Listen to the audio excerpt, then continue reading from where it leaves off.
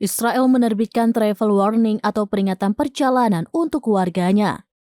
Peringatan tersebut juga ditujukan bagi warga Israel yang sedang berada di luar negeri agar selalu berhati-hati.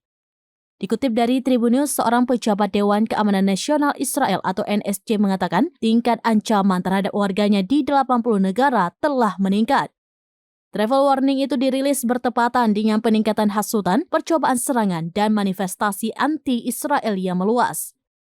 Ada potensi kekerasan yang disebut belum pernah terjadi sebelumnya.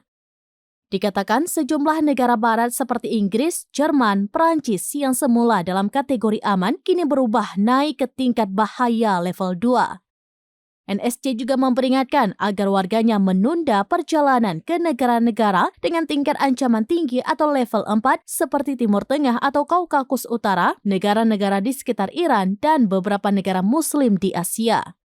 Sementara Indonesia sendiri termasuk dalam rilis NSC tersebut. Indonesia masuk dalam kategori Mixed Travel Warning, yakni level 3 dan 4. Itu artinya, menurut NSC ada peringatan ancaman yang berbeda untuk sejumlah wilayah di negara tersebut.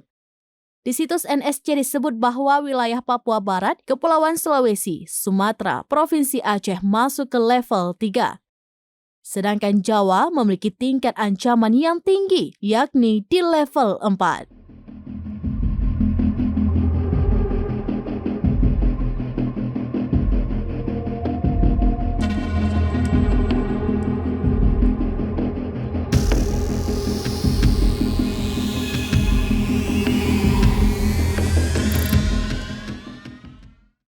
Download Tribun X sekarang, menghadirkan lokal menjadi Indonesia.